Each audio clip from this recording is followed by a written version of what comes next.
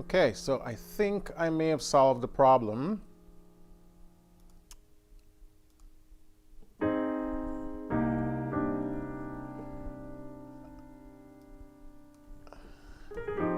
Seems like I was streaming to too many places at once. I'm actually streaming to Facebook page, Facebook group, and I'm streaming to YouTube.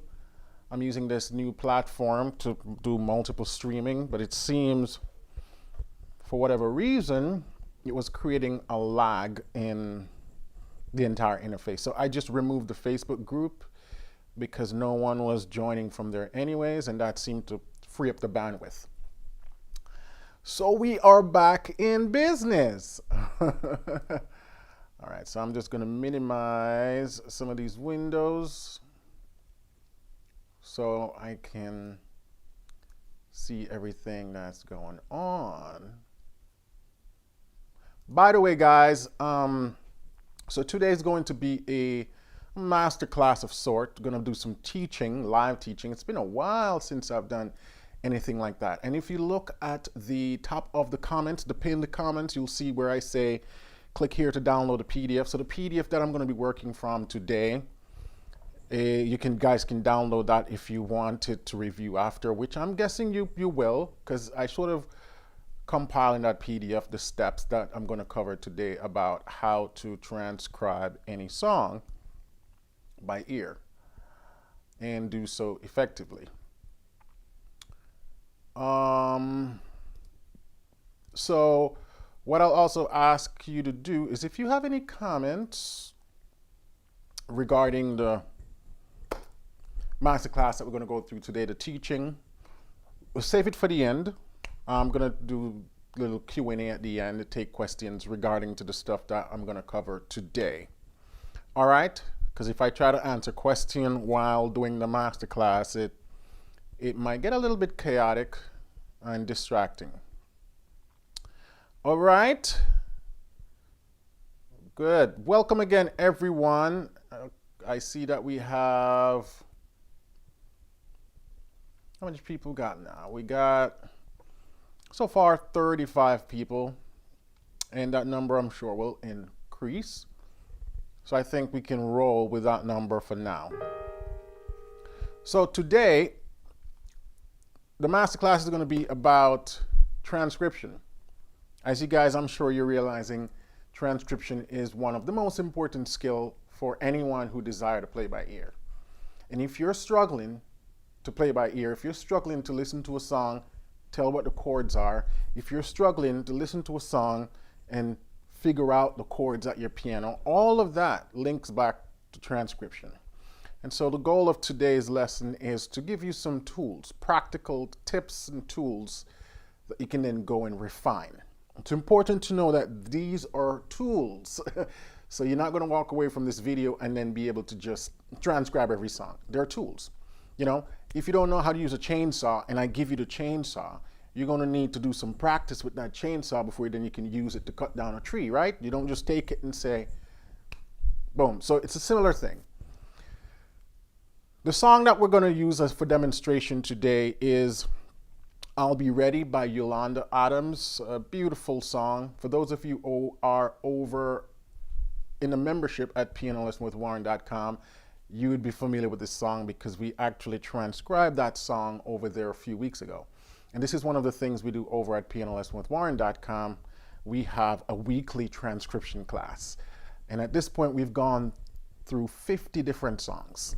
Every week we transcribe a new song, and each student gets to post their assignment. Really cool. So people who are over there are really accelerating their transcription process. So after this masterclass, if you feel like you want more of this stuff, because it really does require practicing, if you feel like you want more of this stuff, I will highly recommend you check out pianolessonwithwarren.com.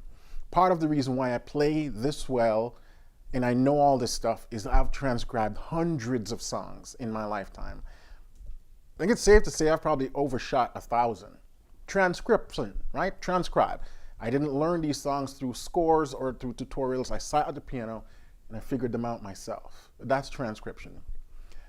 All right, that's enough of me ranting on. I will now then start the master class, and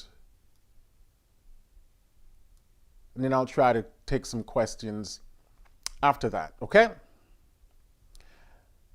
Let's take a quick listen to a portion of this Yolanda Adams, I'll Be Ready, and then I'll pull up the PDF and we'll sort of go through it. Let's take a listen. And let me know if you guys can hear the music as well, all right? Give me a thumbs up if you can hear the music.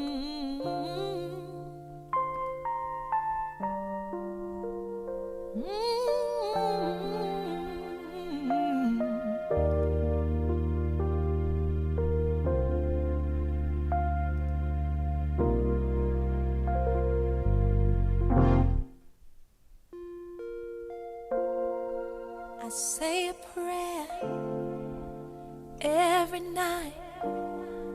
Whatever I do, I'll get it right. With no regret, no guilt, no shame this time. No, not this time. Once I surrender, I won't dare look back. 'Cause if I do, I'll get off track. Move ahead in faith and patiently await your answer.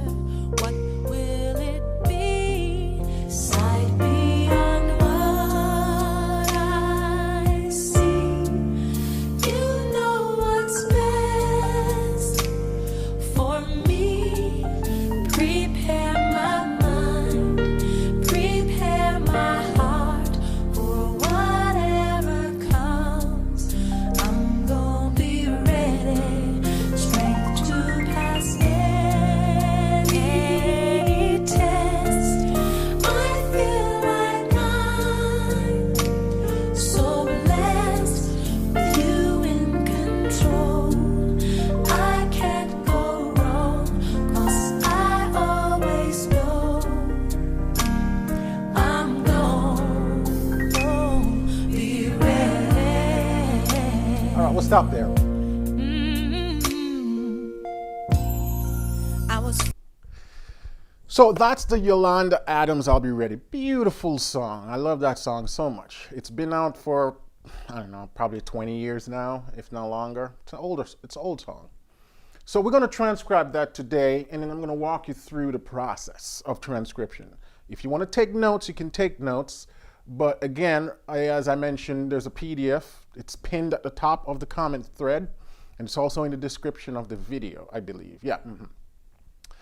So you can download that and you can go through it with me. I'll try to have it up on screen here if you're not able to download that at the moment. So when we're transcribing a song, let me just bring up this PDF first. So I'm going to be off screen for a bit. So when we are transcribing, so this is the PDF, you can download it. When we are transcribing a song,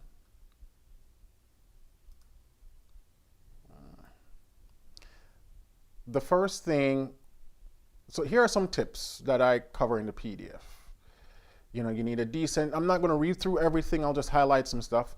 So when you're transcribing stuff, you need a good pair of headphones. And this is the first place where people go wrong, is that they just try to use cheap headbuds, and they try to use their phone speakers and that stuff. And that doesn't really help.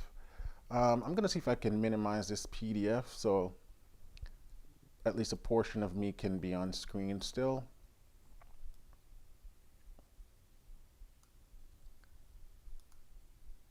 I'm just going to put this over here and then probably drag myself over there. So we can sort of, I can talk and you can see me and we can go through all that stuff. So a good pair of headphones is one of the most important things. That's the first step in your chain of events that needs to be right. I recommend get a good earbuds the Apple earbuds are good, you know, and there's some other earbuds that are good. I like cans, and this is why you always see me wear these. Apart from the fact that they're comfortable, I can wear these for 2-3 hours and I don't feel any pain or anything like that. But they sound good. These are Audio Technica's headphones. I think these are the let me see.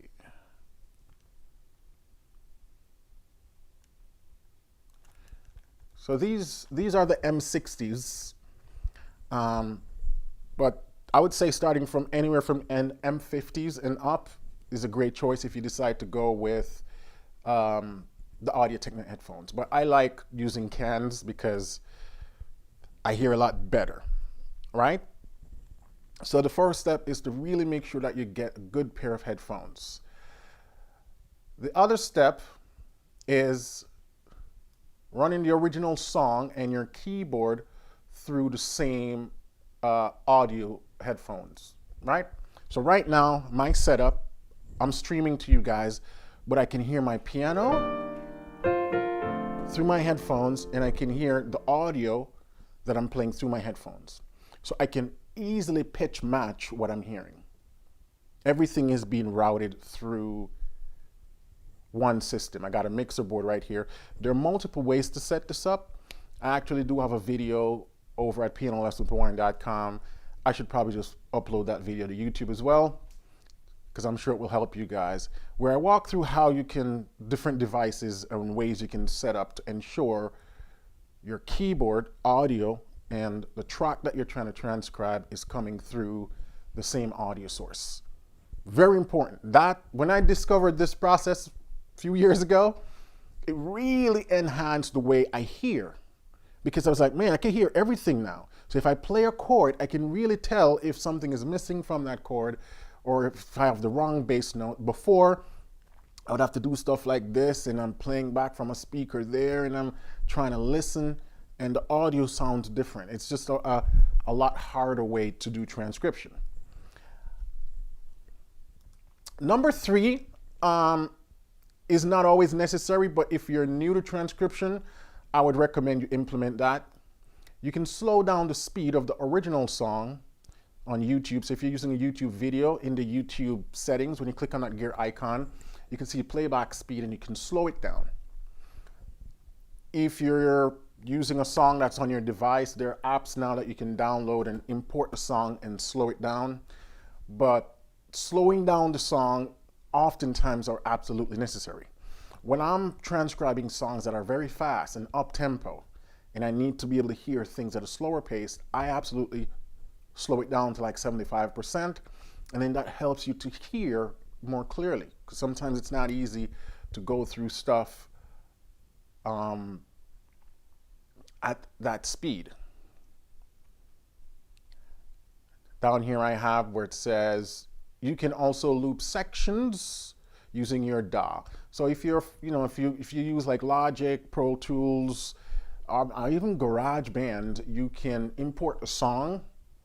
If you have the raw audio file, you can import the song, which allows you to slow it down and loop sections a lot easier as well. So it's important. These points are, before you get started, it's important that you knock those out from early, because it's going to save you a lot of stress and heartache later. Y'all give me a thumbs up in the chat and let me know if you're following, or I should say, drop me a pair of headphones in the chat, emoji headphones, so I can, so I know that you guys are here with me still. All right? Because I'm not really focusing much on the chat, so if something goes wrong, I want you guys to let me know. So I'll chip in every now and then. All right, let's keep it moving. Let's keep it moving. So the first thing we are going to do when we're transcribing a song is establish the key, the tonality, and the rhythm.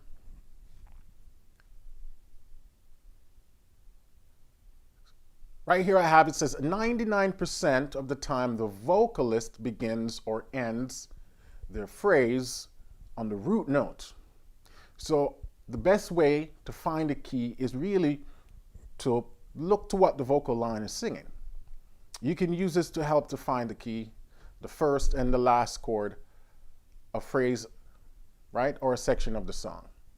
So now let's go back to our track and see if we can pick out what's going on there based on what Yolanda Adams is singing. So I'm going to go back to where she starts singing.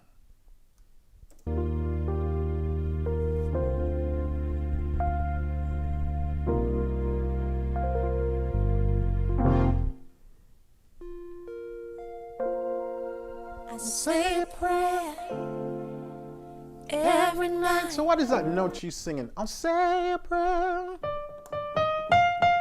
So she's singing an F. And this is why it's important to learn how to pitch match, right? So she's singing an F. Say a prayer. So if we say, okay, we're playing an F, could that be an F major chord? We're going to hear no, because it doesn't sound like what's being played in the recording. So which other chord would have an F in it? That's a major chord. It would be a B flat. So that's one clue right there. Based on this example, here's another clue.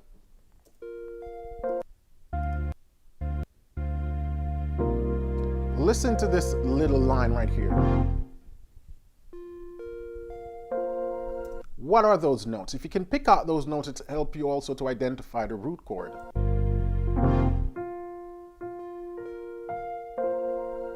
I say a prayer. So it's right. It's almost like an F suspension, but really it's a B flat add 9. And then Yolanda Adams comes in.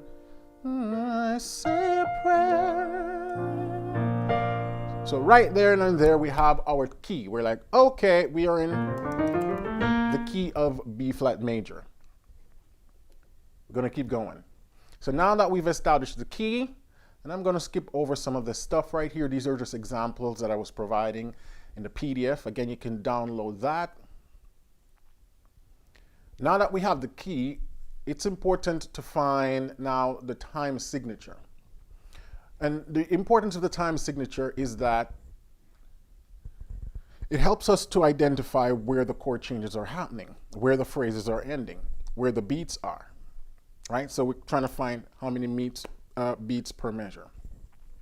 And I'm going to sort of group number 2 and number 3 here, because oftentimes when we're finding the time signature, we're also trying to find a harmonic rhythm. The harmonic rhythm is how many chords are there in a measure, right? So when we know the time signature, we know where the measure starts and ends, and then finding the harmonic rhythm is finding how many chords are within the measure. So let's count it out, and I'm going to skip to a section of the song to where the drum is present that helps establish the beat. If I do, I'll get off track. Move ahead and fade, and patiently await so you can feel the your pulse answer. What will from the hi-hat. be? 4, Sight 5, 6, beyond 1, 2, 3, 4, 5, 6, 1, 2, 3, 4, you know what's 1, best 4, 5, 6, for 1, me. 2, 3, 4, 5, Prepare 6, my 1, mind, 2, 3, 4, prepare 5, 6, my heart 1, 2, 3, for 4, right? whatever comes. I'm going. So I've established the time signature by listening to the count and then physically counting out loud. This is not something you do mentally. Count out loud and see if it fits. And by fit, I mean you should be able to count a series of beats consistently without gaps. So 1, 2, 3, 4, 5, 6. Some people might say, but wait a minute. Be ready. Could this be it? Strength to pass 1, any test. I feel like I'm so blessed with you in control. Kinda, but it's so slow. 1, so if you think of this as the pulse, it would still work, but personally for me, it's too slow. The 6/8 has a better feel. And this is where time signatures can get tricky, because sometimes you're going to find that you can count 2 different ways and both sounds right, and you're kind of like, which do I go with? that's when I then like to rely on which one feels better. Like if I was out there dancing to this song, which one feels better, right? If I was doing a slow waltz, slow rock, right? This feels better. But then also I'm thinking about how it would look on a paper, notated wise, and I feel like 6/8 works better, right? I can't go wrong, 'cause I always know 4, 5, 6, I'm gonna be ready. right? 1, 2, 3, 4, 5, 6. 1, 2. I was free to do 1, 2. what I Right. wanted to. And then again the hi-hat. Lost everything, Drummer. but I still had you. You showed me your grace. So Now my we're going to say the song is in 6/8. So we have a 6/8 time signature, right? Means that there's 6/8 notes in the measure. So now that we know where the count starts and stops, we have to now find the harmonic rhythm. And finding a harmonic rhythm is establishing how many chords there are in a measure. We know that there are 6 beats in the measure. How many times the chords change within that measure? So let's see if we can back it up and then figure that out. So what we're listening for is the shift of those bass notes and the overall harmony when those are happening. I'm backing it up. Chorus. Chord. Chord. Chord. Chord. Chord. prepare my Chord. mind, prepare my Chord. heart for whatever Chord. comes. I'm gonna be Chord. ready, strength to pass Chord. it. So what does that tell me? It's 1 chord per measure. Because I'm counting and I'm listening to every time the chord change. The chords are going for 1. So we have chord 2, 3, 4, 5, 6. Chord 3, 4, 5, 6. Chord 2, 3. So the chords are changing every measure. So now we have an established harmonic rhythm, right? We know the key, we know the time signature, we know the harmonic rhythm. You're starting to see the process. This is how transcription works. We don't just sit down and start to figure out bass notes and stuff. We need to understand how the song is put together. And this is how we begin to transcribe. Now, as you get better at this, a lot of this stuff is going to become intuitive, right? So when I'm transcribing a song, once I hear the song, I automatically can tell what the harmonic rhythm is and the time signature is. And then once I find the key, I already know what 90% of the chords are. But again, I've gone through hundreds of transcriptions, so I've gotten faster at it. But that's how we keep it moving. All right, we're gonna keep the ball rolling. I'm just checking the chats to make sure everything is still going great. Awesome, I see some headphones in the chat. Y'all drop me some headphones if you like what you're hearing. Headphones emoji. We're going to keep on going, all right? So now that we have all of that stuff, we're going to get to now transcribing the chords, right? Number 4. Because most of what we do in transcription is transcribing the chord. So to transcribe the chords, we oftentimes go to the bass first, right? The bass becomes a very important part of the process for when we're transcribing chords.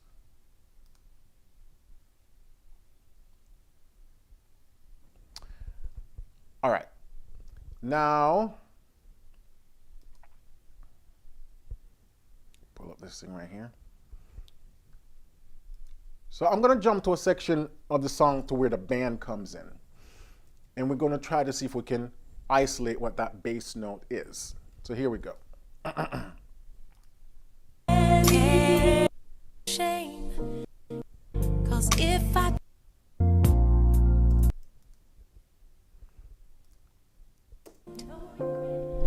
no guilt, no shame this time. So what is the bass No, note? not this time. Find that bass note. I know the song already, so I know that it's B flat, but I'm walking you through the process. Listen for the lowest frequency and pick that out. Right? Oh, not this time. So we have. Once I surrender, I won't. So now we know what the bass note is.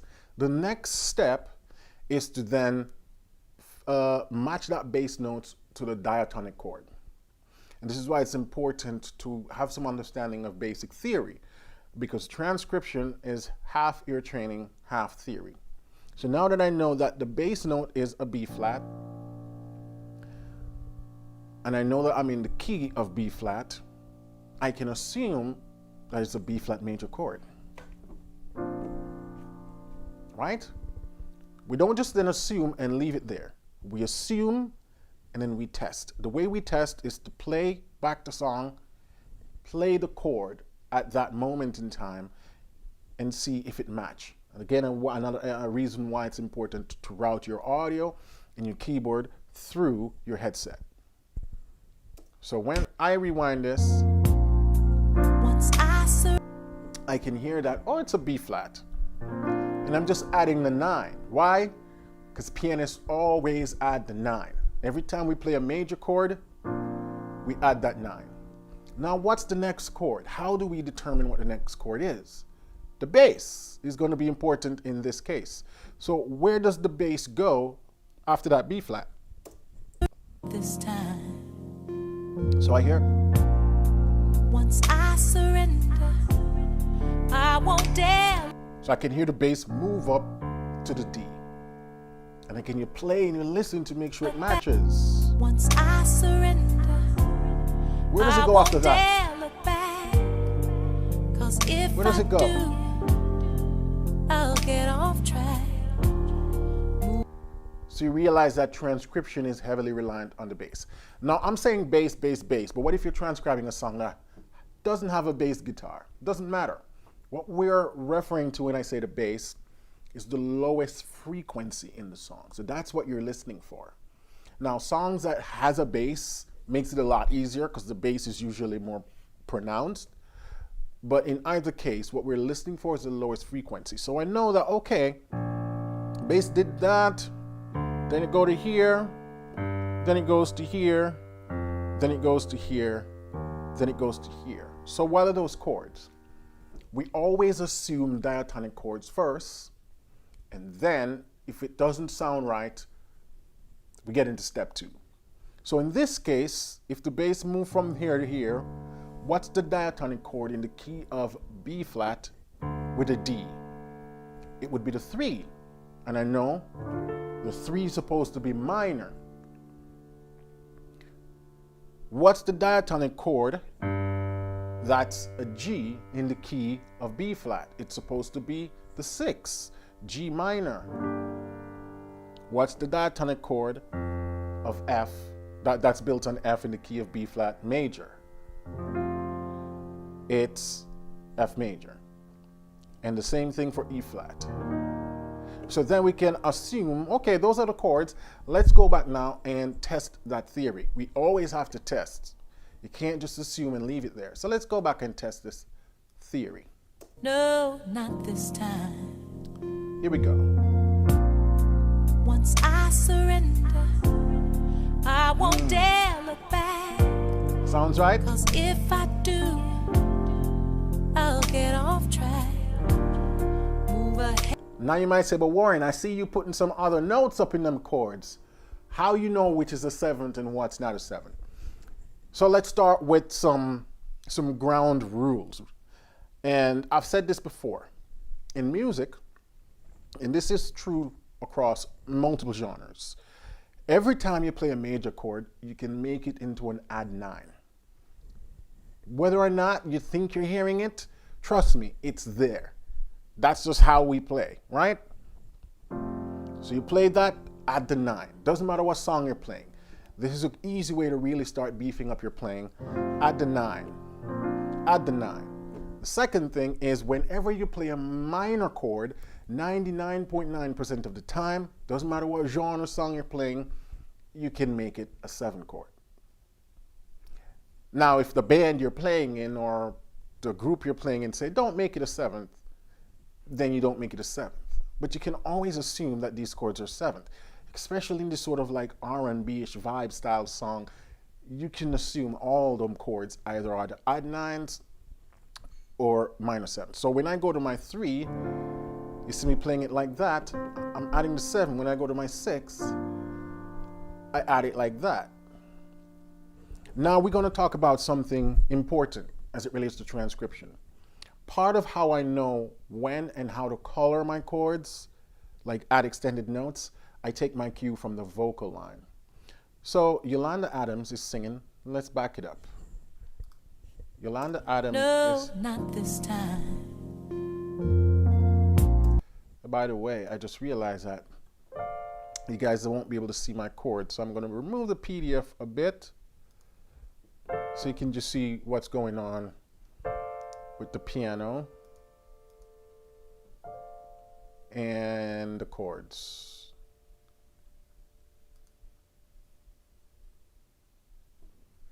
So here we go.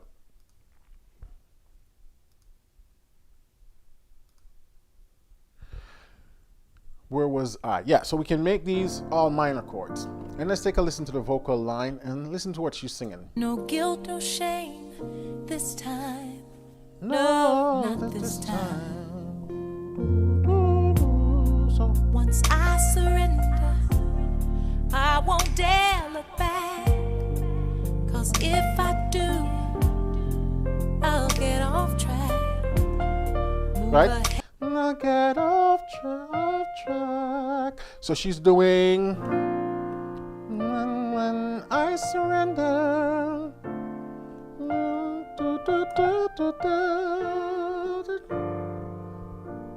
Ta, ta, ta, ta. See, she's singing. She keeps reiterating that F. So you know you can make it a part of the chord. So you see where the 7th is coming from. Then I get off track. And then when you go to the F, mention her, when I surrender. That's what she's singing. So she's basically singing that chord, which means you can play it in yours, and that's how we end up with a major 9. Again, if you also listen to the keyboard player, you can hear him playing that. But that's how you can reaffirm that these notes will work, because the vocalist is already singing them. So we might as well just add them to the chord. So then we have... This time. Once Right. I surrender, I won't dare look back. 'Cause if I do, I'll get off track. Right? Move ahead and fade, and patiently await And then we finish the rest of the bass. I won't dare look back. 'Cause if I do, I'll get off track. Move Listen to the ahead bass. and fade, and patiently await your answer. What will it be? So we know we're on that 4 now, and it goes down, so we assume it's the same chord. 3 to the 6. Your answer. What could it be? Now look at this cool 5 chord right here. We'll call it the 4/5. So it's like playing a 4 chord in your right hand and a 5 in your left hand. And you might say, Warren, how you figure that out? Well, I listened to the keyboard player, this part. This part requires a little bit more surgical listening. And I can hear it. Listen. And patiently await your answer. What will it be?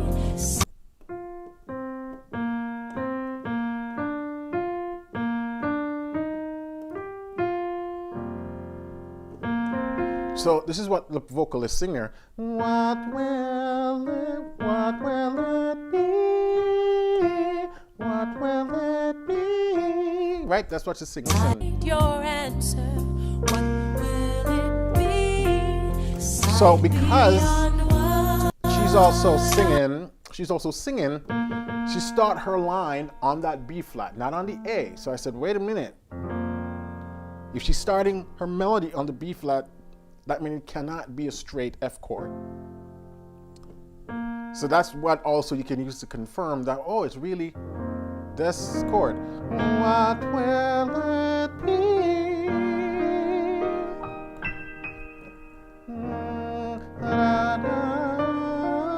And that takes us to the chorus. So you see how I'm using the bass, what the vocalist is singing, my understanding of diatonic harmony to piece the puzzle together. This is how transcription works. Let's take a look at this PDF again, see if there's anything I want to point out. Again, this PDF is available for download. The link is right there in the chat or in the description of this live video. You can download the PDF and review it later about a lot of the stuff we're covering right now. Let me just bring up back the PDF. So we're transcribing the chords, number 4, that's where we are. And these are just sort of things I'm telling you to listen for. So like right here, we talk about listen for the lowest frequency of the chord.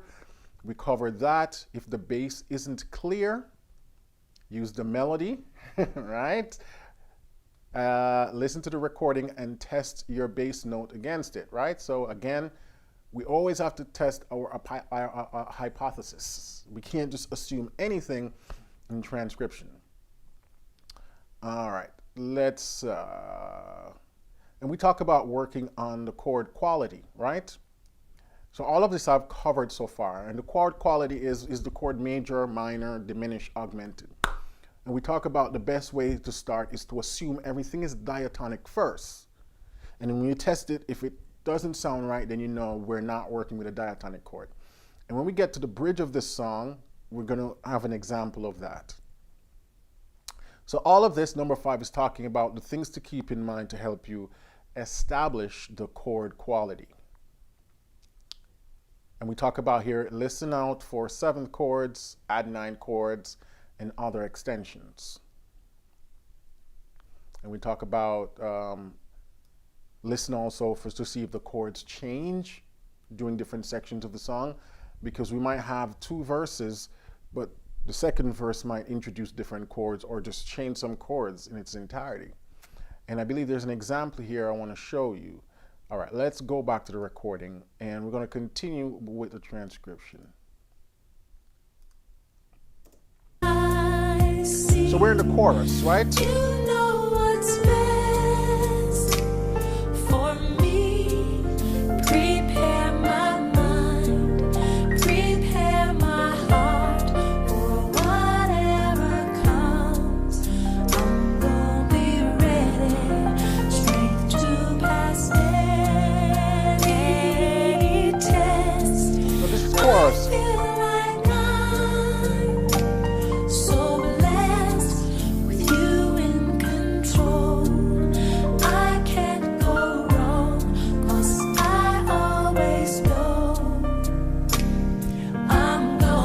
So this is the second verse. We're going to listen to see if there's any changes.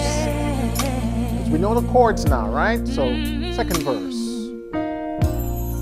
I was free to do what I wanted to. Lost everything, but I still had you. You showed me your grace. Now my life's renewed, and I thank you. Yes, I thank you.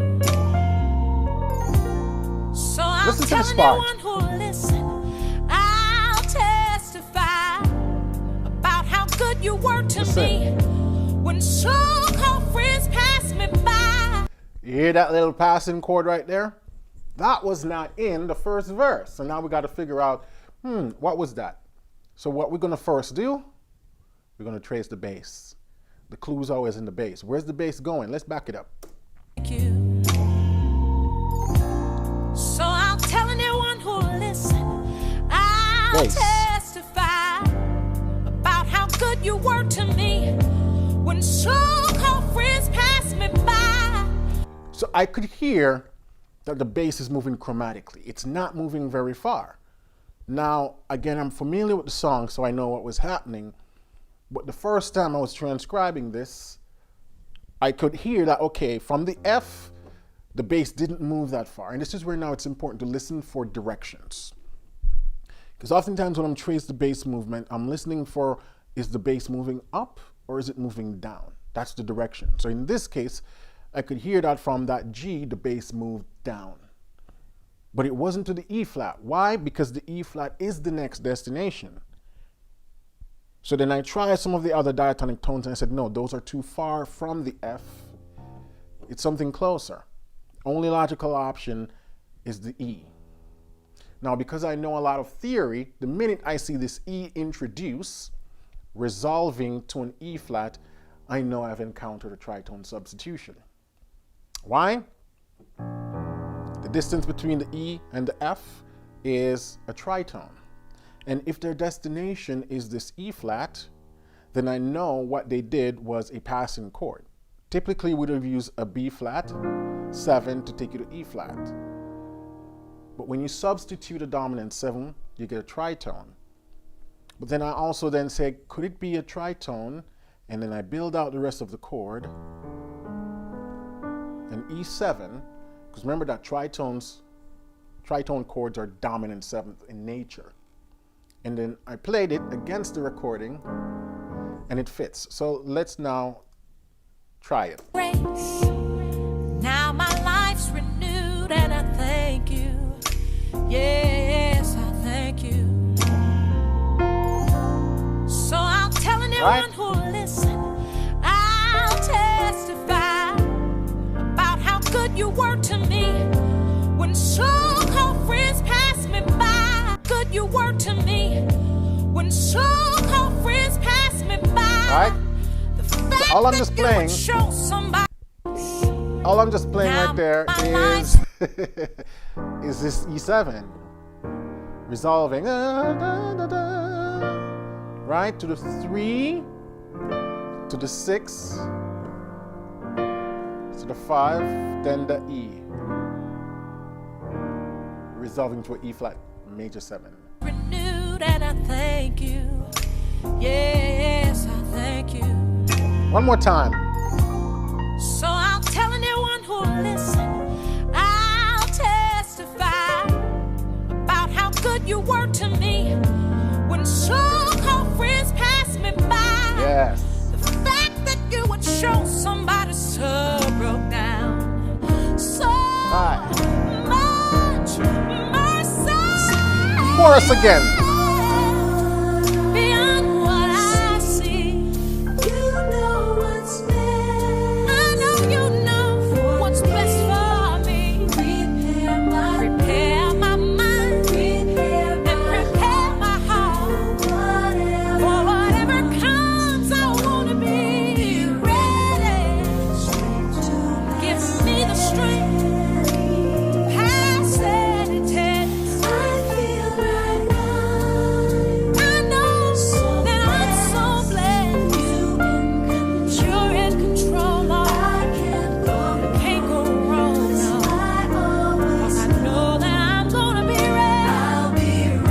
Bridge, listen to the bridge. So use me as you will. I'll pay the price. 'Cause you made the ultimate sacrifice. It's all because of you that I even have life. And I'll give my love as a trip. All right, let's figure out what's going on there, because I'm sure you guys heard it. There's some stuff going on there that is quite interesting. And I see that Brevian says transcribe key changes. This actually has a key change as well. So we're going to address all of that good stuff. You guys still with me? Drop me a headphones emoji in the chat if you're still with me. We're keeping it going. We're keeping it going. We're keeping it going. All right. So let's review that bridge right there. All right. So let's take the bridge. So the first thing I'm going to do is figure out what the bass is doing. Always start with the bass when you have that possible, right? Start with the bass. So 4, 3, 6, 2. 5. I'll be ready. Now, So use me as you. so the bridge starts on the 4. Now, how are we going to know that? Now, if you listen carefully, you can hear the bass do a little walk up into that bridge. Listen. I'll be ready. So use me as You you hear that? will. I'll pay. Hear that little walk up? Ba-da-da. So, I'm gonna be ready. And then you have Yolanda Adams singing, so use me as you will. I'll pay the price. So she's singing and uttering that B flat on the 5. Be ready. So use me. I think the walk up start with the 2. So use me as you will. Listen to walk up again. So I'm gonna be ready. I'll be ready. So use me. Yeah, right? I'll be ready. So use me. Right? So it's just basically they're taking, think of it as a 2, then a 1 in first inversion to the 4. Now I'm working this out because again, whenever I hear walk-ups like that, I know that's what's happening. Because it's a little bit quick, but once you know the bass is moving, you just harmonize those. Right? And so that's how you can figure out those chords right there. So now I know the bridge starts on the 4. Let's see if we can follow the bass line now through that process and figure out what's happening. I'll be ready. So use me as you will. I'll pay the price. 'Cause you made the ultimate sacrifice. Let's stop right there. So those are chords we've encountered before throughout the entire song, right? Again, we always assume diatonic chords first. So if we're on the F, the E flat, we know that's a 4. Use me as you will, I'll pay the price. But you can also confirm those chords based on the vocal line. Vocal line.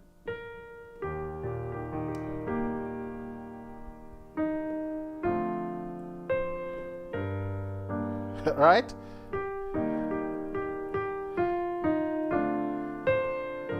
So that's the vocal line. You can see it's matching notes of the chords.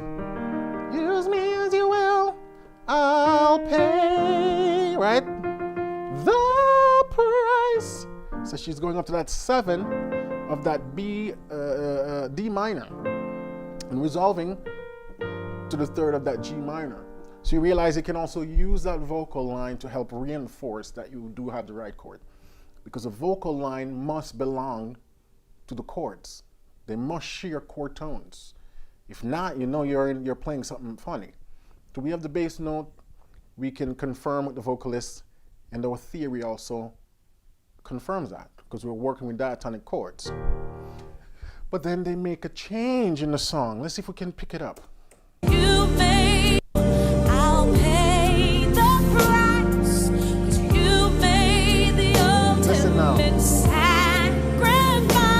It's all because of you. That Let's take that part, because remember, when you're transcribing, you got to take small parts before we piece it together. So we know we're having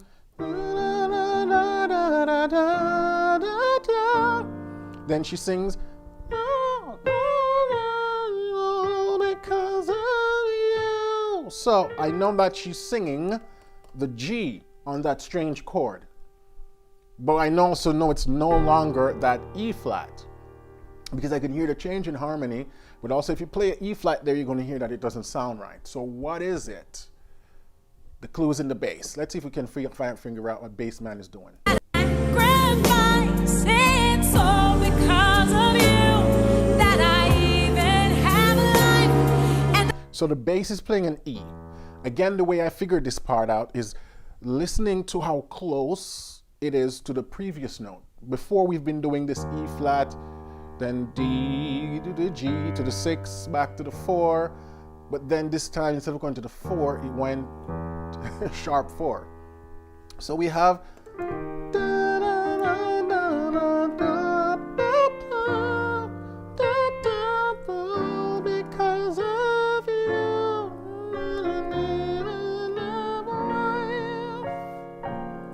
So I know that, okay, the bass now has the E, the vocalist is singing the G, and she has, all because of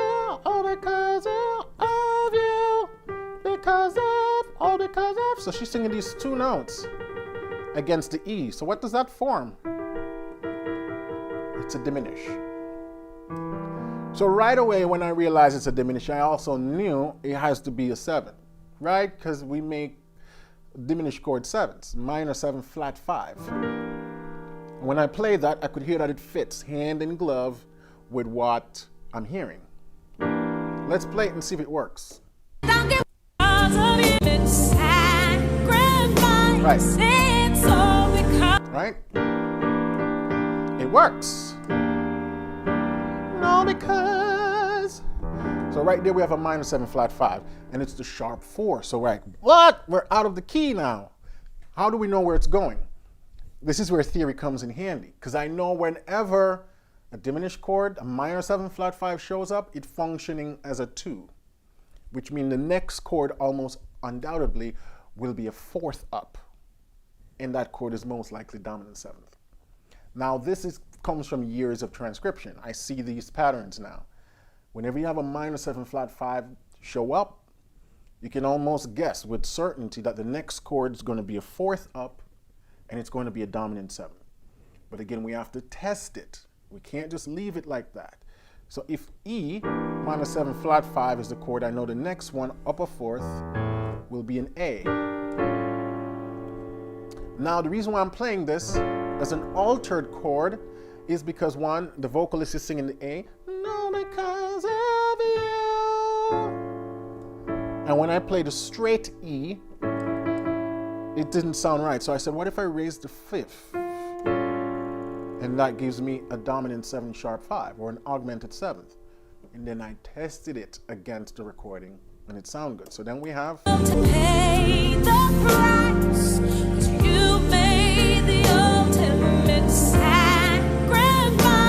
It's all because of you that And it sounds good. So what's happening right here? We're experiencing in real time a 2-5 passing. 2, 5, 1. So they just did a modulation to the key of D minor. They did a 2-5 passing to get to D minor. You see why theory is important, y'all? Transcription is half ear training, half theory. The ear training is what allows me to be able to pick out the bass note, pick out the melody line. The theory is what helps me to then put it together to figure out what's going on. So if you're lacking in theory, you're going to struggle with transcription. If you're lacking in ear training and have a lot of theory, you're still going to struggle in transcription, because you got to be able to hear pitches. You got to be able to hear chord quality. Those things come with practice. So we got a 2-5-1 going to the 3, because we're in the key of B flat minor. But then there's another strange chord that comes. What is it? Listen. sacrifice. It's all because of you that I even have life. So that's a vocal line. All because of you that I even have a life. So I know on that weird chord, we have the melody being the B flat. So what is the bass doing? We always got to figure out what bass man's doing. He's the key. Because of you that I even have life. So again here, I can listen, I can tell that, well, we're nowhere on a D minor, right? And I can hear that the bass, which direction did it go? Didn't go up, goes down. But the descent that it went was very close. Most likely, it's chromatic. So I know that the bass is on this D flat, the melody is on this B flat, some form of minor third, right? So I said, maybe it's an F minor, a B flat minor, but see that the bass is on the D flat, we have some form of inversion. Let's test it. And I'll get my sacrifice. It's all because of you that I even have life. Works, right? And so I said, man, what if I throw that G in there? Then we kind of get a minor 6 in first inversion. And I said, man, let's test it.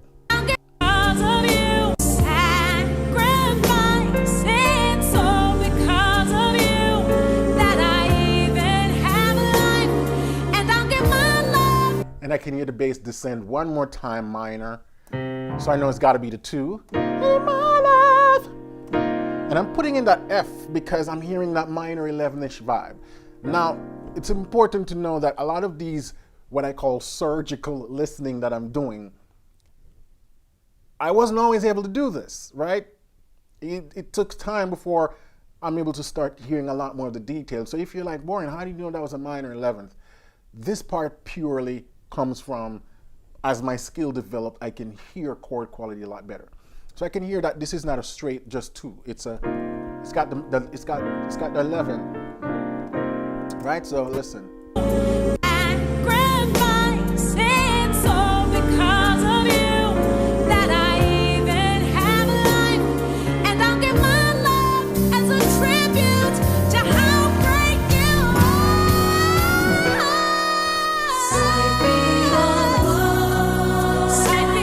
So now we just experience a key change. So she has that 2, and in my love, da, da. She's playing again this 4/5, and then all we're doing is shifting this chord up a half step. And this is going to take us to B. So it's just a modulation up a half step. Right, so sign me da, da, da, da, da. Da, da, da,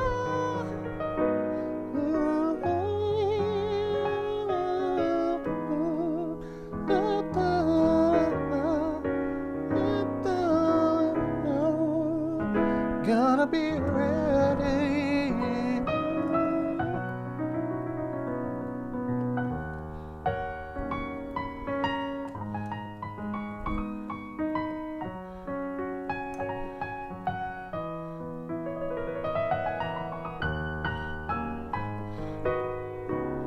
Ooh, such a beautiful song.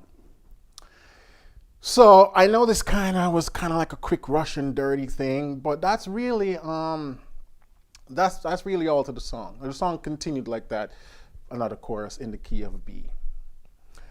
But you saw how I arrived, at least hopefully you guys starting to see that path.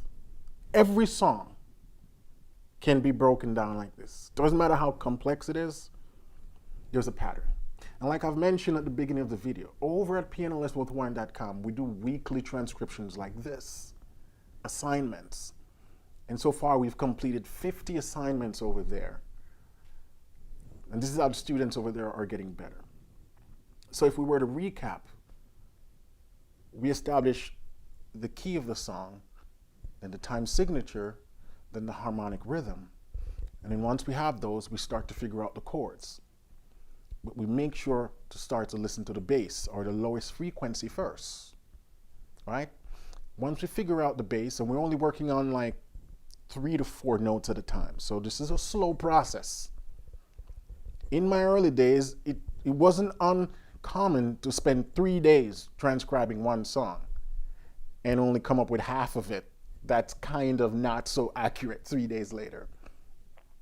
This is a slow process. You got to allow yourself to adjust. Now, this song, I would consider a more intermediate level transcription. If I was just starting out, I wouldn't do nothing beyond CCM. Like CCM is what I would try to work on first. Why? They're fairly simple and they stay diatonic. And they don't even introduce sevenths most of the time. That's where I would start. So if you've never really done transcription and you're looking to get better at this, start with like some easy CCM song or some easy pop songs. And as you get better at those, then you can up that level to more intermediate level songs with sevenths and stuff like that. Because I know a lot of you want to do the crazy jazz chords and those crazy gospel chords, but it's hard to figure out those things if you don't understand how to function diatonically yet. If you're not able to listen to a song that stays diatonic and figure out all the chords, then I wouldn't worry about them crazy other stuff, because those stuff are built on the foundation of on the beginner stuff. And so if you don't have that foundation of how to transcribe, the bigger stuff, you're just going to be grasping at straws. All right, so now that we've completed that, let's open up the chat now for some questions, and try as possible to see if you can keep the questions relating to this masterclass, right? Because I know you guys may have a lot of other questions, but I really want to just focus on questions relating to what we did just now. All right? So here goes. I'm going to jump in the chat now. Try to ask as clear of questions as possible, very concise, so that I can go through those fairly quickly.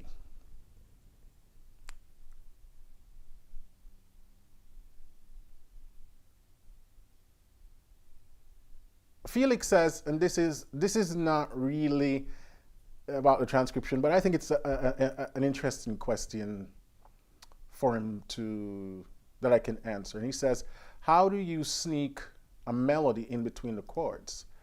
And it's really important to know that the chords really, the melody comes from, those melodies I'm playing really comes from within the key and the stuff. So if I'm doing, you know,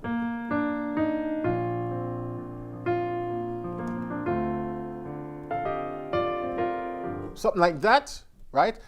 All I'm doing is, right? So it's like, but I'm doing it in sixth, right?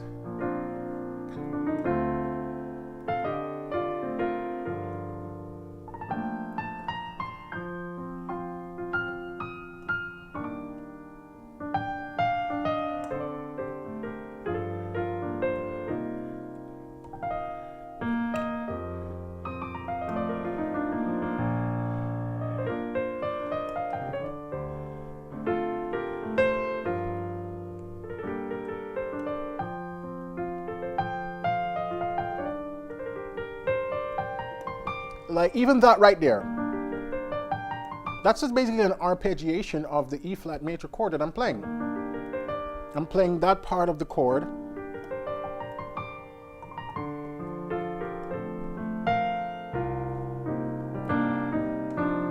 So I'm really thinking about the chord that I'm playing, but you gotta be counting internally. So you have to know, oh, how much time do I have before the next chord? And oftentimes my little runs are leading me into the next chord. So that's why they sound cool. They're not just isolated stuff that lives out there on their own. I'm using them as connecting material. So again, you see me do, da, da, da, right? So I might do, that little run leads me into that G minor, right? And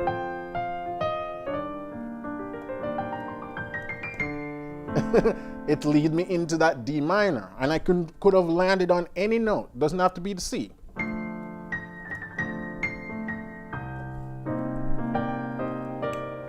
Right?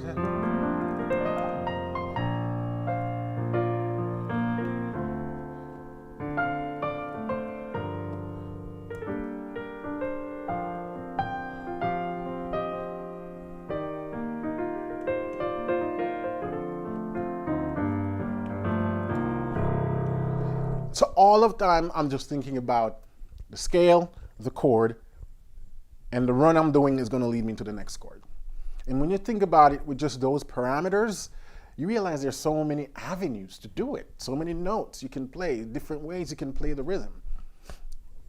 It's all improvisatory, and it takes practice. And this is something you guys should absolutely be cranking out. Every time you sit to play a song, start messing around with it. Some things are going to sound good, some won't. But that's how you start to get comfortable with these melodic connecting lines between your chords. You can't be afraid to make mistakes. That's the biggest thing I see that's holding a lot of you back, is you're trying to be too meticulous, trying to play all the right notes. Nah, as long as you're playing notes of the scale, just roll with it and see what comes out of it, right? Uh, a question from Bravin says, please demonstrate how to. Okay, I already did that part.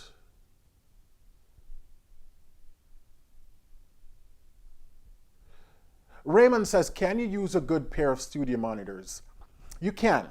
If you have a nice studio setup with studio monitors, that can work. But again, personally, because I have a good pair of studio monitors there that I probably haven't turned on in 3 years. I literally have not turned them on because I find it just so easy to do everything in the can, especially when I'm doing transcription. Being able to, because here's the thing, sound reflects off surfaces. When you're in a room and you're playing something, that sound is bouncing off surfaces and it's creating reflections. And those bouncing around is enough to make you hear things you're not hearing, especially when you come on to nuance in bass notes, those frequencies.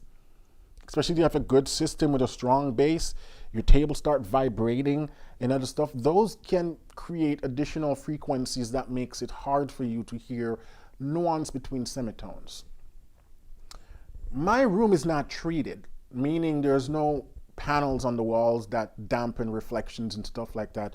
So if you have all of that stuff, you have a nice setup in studio, you could probably still use that and it'd be great. I mean, I've been in professional $2 million studios and I'm like, when they put on that music, man, it's like I'm hearing things in songs I've never heard before because I'm in a room that's well treated with the best of the best monitors. Now, I'm in my home.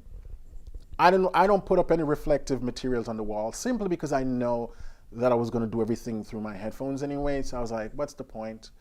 But if you have a good home setup that doesn't allow for all of these, a lot of reflections and strange things happening with the sounds, you can use it. But I would still, if I have to choose, headphones all day, man. I mean, but again, these headphones I'm using are studio grade headphones. These cost about $350. So they're not just like something I pull off the rack. I'm very particular about my listening. And if you guys want to get better at transcription, you should be peculiar. Just, Black Friday is around the corner for those of you who live in the United States. Go out and get you a good headphones while the price has been lowered. I'm not a big fan of earbuds for transcription, even though I have a pair of Apple earbuds. I find the Apple earbuds deteriorate over time. They're not as good, and that's why they're not as reliable. These personal ones I think I've had these about 2 years now, and they're still as good as the day I got them. They don't deteriorate as quickly. So invest in a good pair of headphones. It's the best thing you can do for your transcription. And like I said, if you already have a good home setup with good monitors, give that a try. But one of the things I would do, Raymond, is to make sure your keyboard is also coming through those monitors. That's the important thing of that setup, to get the audio from the song and your keyboard coming through the same audio source. So you're not listening to two different speakers and then trying to pitch match. That alone can cause for discrepancies. Great question. And Lewiston says, how can I develop my musical ear? Well, this is what we've covered today. A lot of what we did today is geared towards that. Transcription is the best tried and true way to develop your ear. But outside of that, you can work with stuff like my Transcription Club app. Not Transcription Club, my Active Ear app that gets you into starting to develop your ear, doing a lot of listening. But again, remember, as we talk about, ear training is half theory and half ear training. So developing your musical ear also meaning you need to understand how music works. And that's what we call the theory part of music. All right, Lewiston. Great question. Let me see if I can find another question.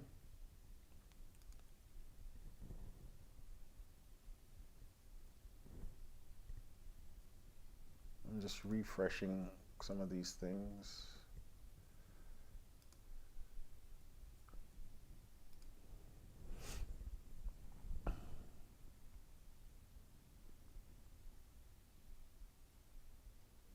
Braven says, demonstrate how to modulate to a lower key. For instance, I've been thinking like modulating to a lower key is the same as modulating to a higher key, but with a larger interval. Now, I've been playing music for 20 years, and I cannot think of an instance where I've seen a descending modulation. I've never come across it as a practical example. The concept would still work the same way. It just would sound weird. You know, because again, if we're taking the same song, right? So, da, da, da,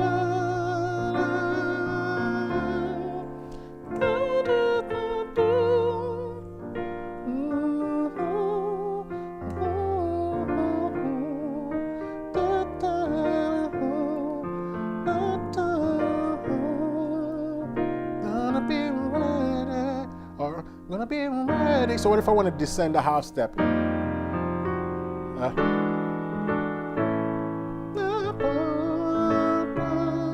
But you hear how weird it sounds? It just sounds so weird because it's just not a thing that happens in music, a descending modulation. So I understand what you're saying, but I don't think it's something that you'll encounter in a practical setting. Modulations usually require you raising the key a half a step or a whole step or even a minor third, but not a lower. But the concept should still be the same. We play the 5 of the new key, then going to the 1 of the new key.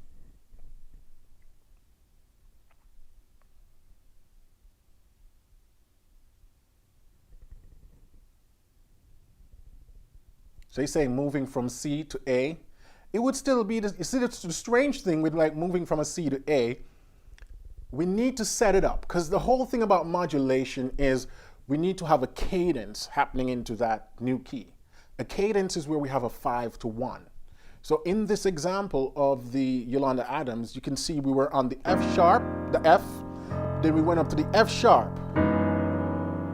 Then that takes us back to the 1. So we have a clear cadence, we have a clear 5 to 1. Descending modulation, meaning we would need to do a 5 to 1. That 5 chord would still somewhat function, a functional chord of the key. So if I'm in the key of C and I'm trying to modulate to A, to do a 5 to 1 cadence, I would need to go to E7, then to A. But because E7 functions as the dominant 3 that wants to resolve to A minor, I'm not saying it cannot work, but it's such a weird thing to happen in music. It messes mentally with how we've been experiencing music for hundreds of years, which is modulation always go up, not down. So then to flip it, creatively you could work it in a band, but I almost can guarantee it's not something you're going to experience in any public setting like a church or a band at a gig. It's just not something you're going to experience. So I wouldn't worry too much about that. That's more of like a theoretical exercise than something you'll need to learn to armed with for a practical surprise. You won't. Raymond says, I get it. I got great headphones as well. Okay, great. Sophisticated Bozo says, thanks. This is for the PDF. You're welcome. All right. Any other question along what we covered here in this transcription session today? Any other questions? Thank you guys for sticking it out so long. I appreciate it. I just forgot that I was also streaming to Facebook. So let me just jump over here to see if there's any questions from the Facebook messages.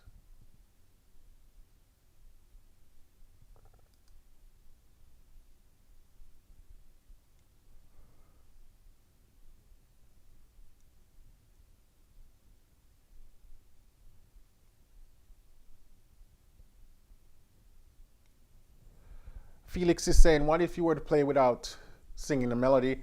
I'm not sure what that means. you would just play the melody. I'm not sure I understand that question, Felix, so you can rephrase it.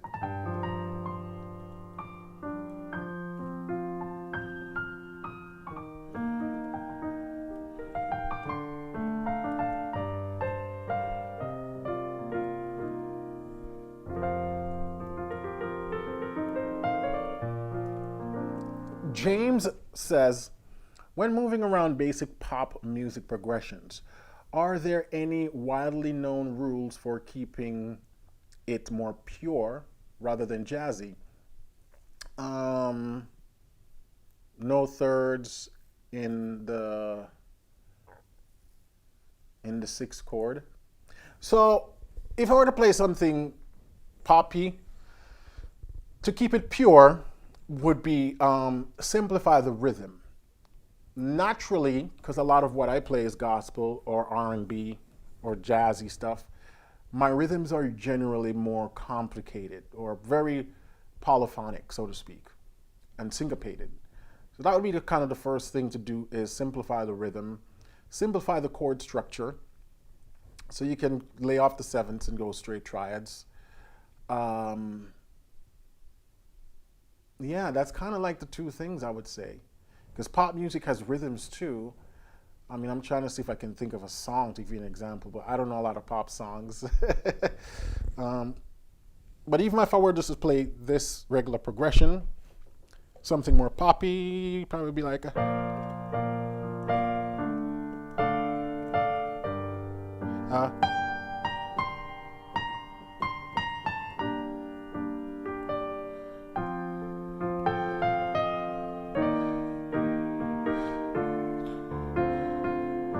I'm struggling here. I'm trying to find something.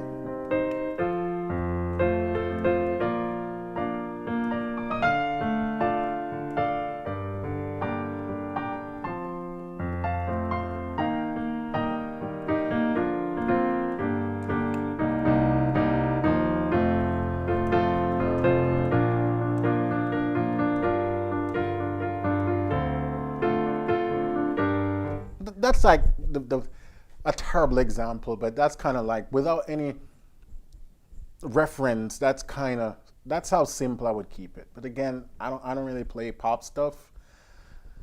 So, and even when you say pop, you know, if I have a kind of a example to pull from, then I could probably fake something more poppy. But at my core, I'm more of a gospel jazzy guy, so everything I play, that vibe comes out in it.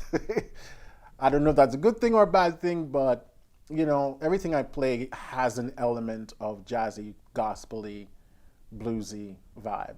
And that's just my style. All right. I'm not going to say that. Y'all have some interesting YouTube handle name. Mr. Sexy. That's so wild. But anyway, Mr. Sexy says, do you prefer certain inversions when you play chord progressions with the melody? I have a problem with playing the melody with the chord changes. So yes, I do have certain inversions. Most of the time, when I'm playing the melody, my chord is always in first inversion. So?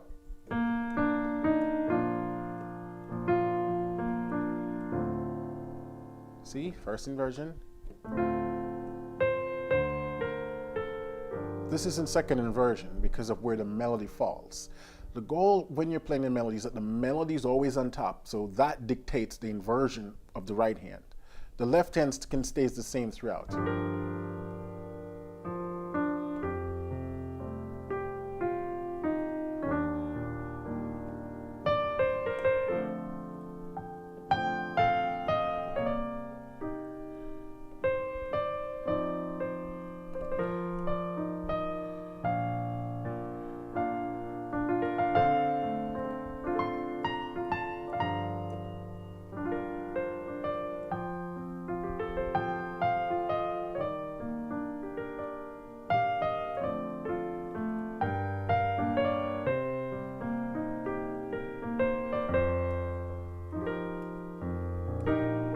So the melody always stays at the top, and by keeping the melody at the top, it should dictate what inversion you're using. Now, it's also important to note that if you look at my right hand carefully, you know that sometimes I'm playing just single melody tone, and then I'll fall on a chord. That chord can sometimes be a triad, or sometimes just two notes in harmony, but again, the melody is always at the top.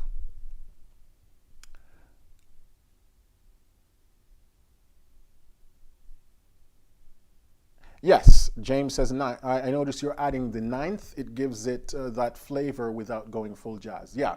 So the ninth can use, that's why I said it's something that can use across multiple genres. So you can do it with pop song, you could do it with bluegrass, you could do it with whatever you're playing. Adding the ninth really just adds flavor. It doesn't even make it, it doesn't have any stylistic characteristics. You see, the sevenths add stylistic characteristics. So if you want something to sound more jazzy and bluesy, make all the chords dominant 7.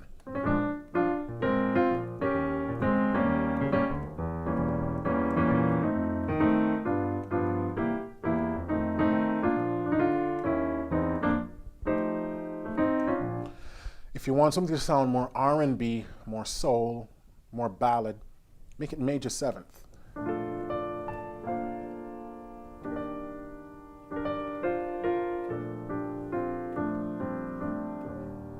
With the minor 7s.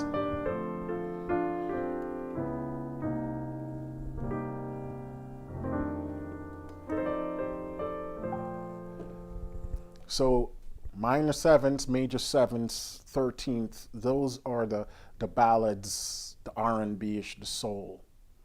Jazzy, bluesy, dominant 9th, dominant 11th. You know, diminished chord, lots of diminished chords, augmented chords. Those are the stuff that gives you that more jazzy, bluesy feel. Great question.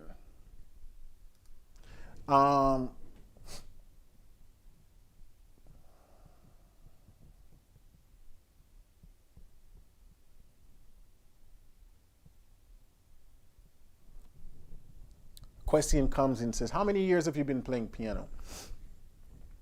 All right, let's see. Let's do the math. So I started getting exposure to piano in late 2020, no, not 2020, late 2002. Late 2002 is when I really started looking at the piano as something I want to learn. Before 2002, I used to sing a lot of a cappella. With my brothers and boys from the community, we'd sing a lot of a cappella groups. So that's what got me interested in harmony, because I wanted to learn how to create these cool harmony that I hear guys from the Take Six and other vocal groups. And I was like, man, I want to learn harmony. So the guy at my church at the time says, hey man, you want to learn harmony? Come learn some keyboard, because he was our choir director. And I'd always be fascinated how he's able to pick out the parts and tell us what to sing. So he started showing me a few things on the keyboard. I was like 19 years old then, 2002, 2003. So all that time I was kind of taking some lessons from him. And then I said, man, I want to learn this thing the right way. So I applied to music school in Jamaica, and I started in 2004. So my formal education in music started in 2004. Fast forward to now, so approximately 20 years I've been learning music, and I've been obsessed. When I say obsessed, I don't know if you guys understand what I mean. I live, eat, breathe, sleep music. That's all I do for 20 years. I still do, not as much. My focus has been shifted over the last 7 years more towards teaching rather than developing my own skills. So it's hard to say I don't practice as much as I used to anymore, because my goal has shifted. I'm more interested in how can I really help others to learn the stuff I did? How can I get them to play like me? And so that's why I constantly figure out new ways of teaching, and tutorials, and explaining things, because I'm more fascinated with that now. How can I, because for so many years, especially because I started late, like I said, I was 19 years old, a lot of people was like, what are you doing? You're too late for you to be pursuing music. And that was always something I held in the back of my mind. And that was also fuel because that made me want to prove them wrong. Like, I don't care what age I am, I'm going to learn this thing and I'm going to learn it good. And I think it's safe to say I have proven them wrong, but it also, I've seen a lot of people also got discouraged along the way because they just think, man, I'm too old to learn by ear, you know. And I wanted to prove everybody wrong, to say, hey, doesn't matter what age you are, if you're patient enough, because this thing does require patience. If you're patient enough and if you're hardworking enough, you'll get there. I have zero doubt in my mind. Patience plus hard work, you'll crush it. You'll be able to play by ear. And that's what I did. I don't have any special gifts that you guys may think Warren is some prodigy. Nope, I'm just a regular guy, but I really work hard. And part of why I work hard is because I was fascinated. This thing was like a puzzle that I've been solving for 20 years. How music works. I've just been obsessed with it. And so for me, while I was working hard at it, a lot of days it didn't really feel like work because I was enjoying the process. And that's why you always hear me say, stop thinking about the destination. A lot of people email me and they say, hey man, if I dedicate 6 months, where am I going to be? How good would I be? They're thinking so much about the destination, they're not realizing that the fun part is the process. Seeing yourself improve day after day, month after month, year after year, that's a rewarding feeling. And if you just focus on that, the rewards, you're going to wake up one day and realize that you're now referred to as a good player. And you're wondering, like, how did I get here? All I've been doing is just chasing and pulling at that string my own goals and just trying to get better, because that's all I've done. I didn't know I would be doing this today. I just wanted to understand music enough so I can create cool harmonies with my boy band back then. That was it. But as I learned more, I realized that, oh man, there's still so much more to learn down there. And each time I accomplish a new goal, the goalposts move, and I was like, there's more stuff to learn. And I just keep chasing that. And so for all of you here who feel like there's no hope, or you're like, man, I'm too old, or I'm too busy, and I don't have a right teacher, you guys actually have it better than I did. When I was learning, there was no YouTube. There was no guy talking to me like this on camera. I grew up in the country of Jamaica, so not a lot of musical talent, so to speak, like great instrumental player for me to learn from. So the guy would show me something at church and I would go home and try to memorize that, and I'll just work on that one thing all week till I go back to church the next weekend. He showed me something else, and that was it. But you guys now got YouTube, and you got so many online teachers and free this, download. There's a lot of resource out there. And I understand the flip side of that. Too much decisions can become crippling.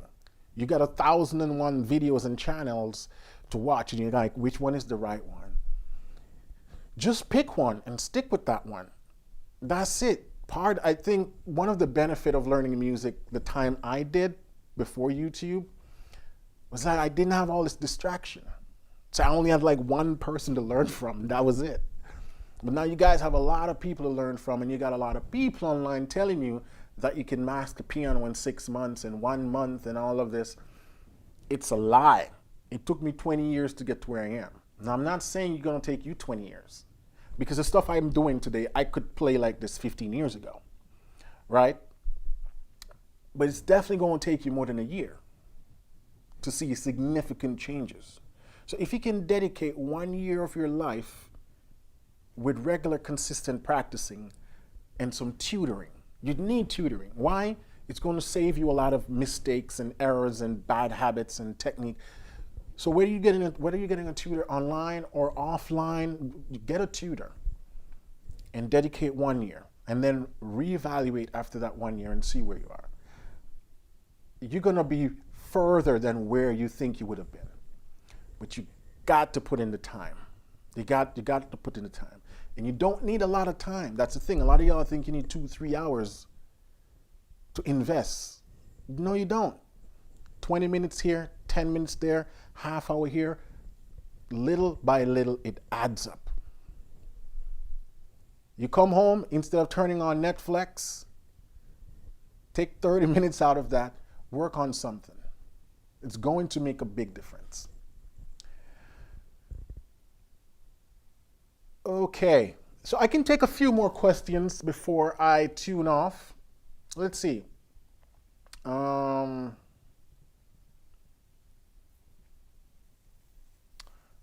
Ronick says, how can you use mode in a piece? That's a very complex question. It sounds simple, but it's complex because that's really getting into improvisation. And that might require more time than I have, unfortunately, to explain how modes are used. But I've covered that very same topic on multiple videos. So if you go to the YouTube channel, go to the playlist, and go to the advanced playlist.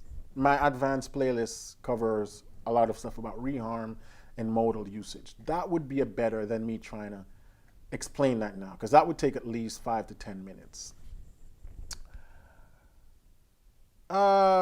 Chase says, Warren, I don't know if you've seen me, but I've been learning on your practice path and enjoying it.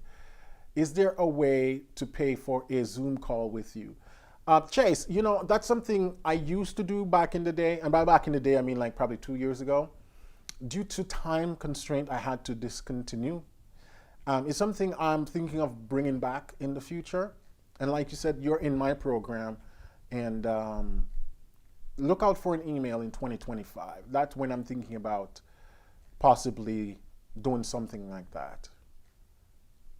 But I try to not make that a public thing because, again, I simply don't have the time to meet with everybody who would want to schedule a Zoom session.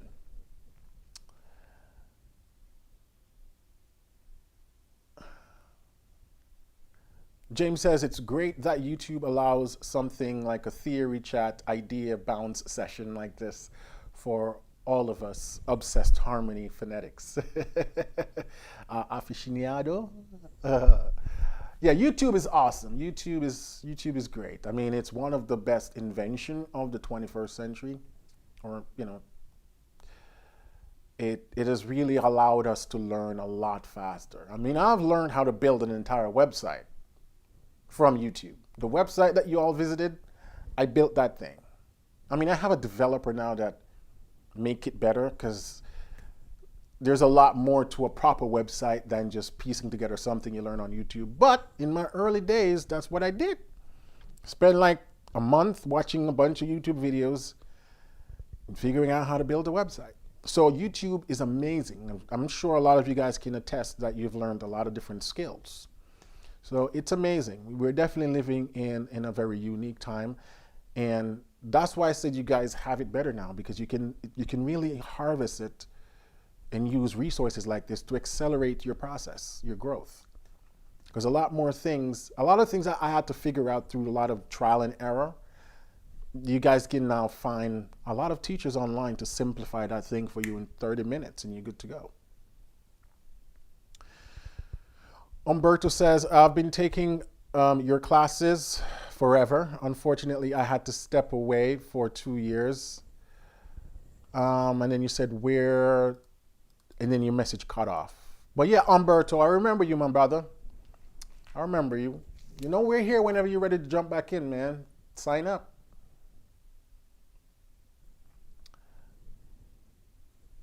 Alan, or Al says, thanks for the great work. Do you have any step-by-step for learning piano from day one to advanced level? Unfortunately, no. And that's something I'm looking to solve in 2025. Because for those of you who have been in my program or part of my program, you know that I offer a lot of beginner courses, but it's really for beginners who started piano already. So if you literally just bought a piano yesterday and you're like, I'm ready to learn, unfortunately, I don't have enough resources for someone starting day one. And that's something I'm going to look to build out come 2025. So that the true beginner can start learning. My stuff is more for like someone who started dabbling a year ago, have some experience, beginners like that, my program's great for. But if you just started buy a piano yesterday, I need to create some more tutorials for someone like you. That's what I'm saying. So Umberto was saying, where do I start? So where do you start, Umberto? I would just say, sign up again and pick up where you left off. The good news is that if you need to review stuff, you can always do so. The practice path is right there. You'll see whatever you've done. I mean, you said you've stepped away for 2 years, so I don't know if you've used our practice path, but the practice path is great, man, and that's why I designed it. So even if you stepped away for a while, you can come back and see what you've done. And if you need to review a few stuff, you can do so, and then just keep on rolling. Because here's the thing, knowledge gained is never lost. So the stuff that you learned 2 years ago, it's still there. You might feel like you need to relearn it, but as soon as you get back into the groove of things, you're gonna realize that, oh yeah, I know this stuff, right? So sign back up when you're ready, Umberto, and we've introduced a lot of new programs since you've been away, like Transcription Club, student video review session. We do weekly practice sessions on Zoom. And next 2025, we're going to be introducing a reharmonization club, where all we do in that club is just reharm songs.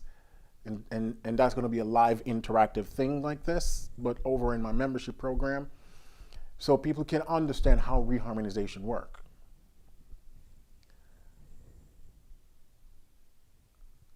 Chase says, how can I make sure the chord inversions in both hands sound good for the song? So the chords does not need to be inverted in both hands. Only one hand needs the inversion. 99.9% of the time, my left hand is playing the root. So if I'm playing a C major chord, I would just do this. And then my right hand has this. Or I might put this up here. If I go to A minor, I'll do this. If I go to D minor, if I go to G major, right? Back. So you notice all my chords, my position stays the same. 1, 5, 1. 1, 5, 1. 1, 5, 1. 1, 5, 1. So the right hand is what you'll need to focus on, the inversions. Left hand should be more consistent, and that will simplify things for you. And Chase says, oh, I meant in the right hand. So to make it sound good with the song is just, if you play one inversion and it doesn't sound right, change it. Remember, a triad can only be inverted 3 ways. It's either it's going to be root position, first inversion, second inversion, or I should say it can only be played 3 ways. So if you play one and it doesn't work, play another one and then see which one sounds better. That's it. There is no rule or theory that says a chord has to be in a certain inversion for it to sound good. It's all about playing it and say, does it sound good to me? You have to rely on your own ears, and if it sounds good to you, roll with it. As your ears develop, you're going to start hear more things that you can do with the chord. You're going to start hearing other inversions that you think sounds better. But you work with what you have for now and just play the inversion that sounds better. James says, do you think counterpoint in classical or Baroque music can help inform counterpoint in jazz, pop, films, gospel? Oh yeah. As you guys know, I'm classically trained. I spent 9 years studying classical music at the university level. So I have a diploma in classical piano performance and a degree from the University of Southern Maine in classical piano performance. So I took all their theory classes, and it's all built on the same concept, counterpoint of, you know, jazz and film score. A lot of it's built on the same concept. So if you study that stuff, you'll have a pretty good grasp as how all the other stuff is built, right? And then if you're able to transcribe some of that stuff, then you'll even see more just how those things are working. Great. Chase says, is it based off melody? I'm not sure what that question is related to. Patrick says, any tips for playing gospel licks? Do you mean playing or learning? I'm guessing you mean both. Transcription and listening. A lot of the licks I learned I picked them up from songs, and then when I learn them, I then create my own licks based on those. But if you don't have a lick bag, I call it a lick bag, meaning a bag, like you would say, a bag of tricks, a bag of licks, stuff that you can just pull out and use. If your bag's currently empty, that means you need to be adding to it. The best way to start to add is just to copy stuff you hear other people do. And then once you learn what you're doing, reverse engineer it so you can then build your own based on that. Right? So oftentimes you might see me do stuff like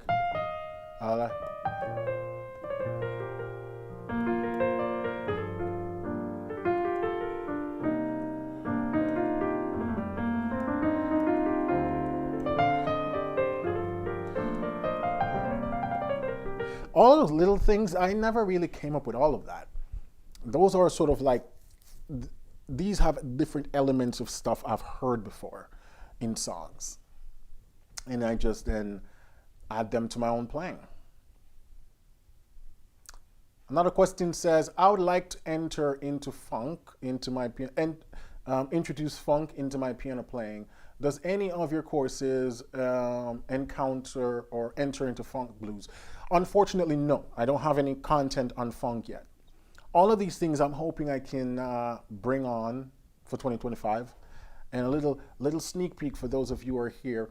I'm looking to see if I can add some additional teachers to the channel in my YouTube channel and my program in 2025. Guys who play this stuff a lot better than I do. Like guys who play organs, so you guys can learn some Priester chords. Guys who play funk, and you know, I'll try to see if I can source some of those other teachers and players to share what they know with you guys. Because contrary to what you guys may think, I don't know everything, and I know that. I know where my comfort zone is, and so I'll try to find teachers who play other styles a lot better than I can, and have them come on the channel to share that with you guys. Creo says, when playing, do I necessarily need to play the entire chord in my left hand as well as I do in my right hand? No. So you think about one chord and then you split the chords between the hand.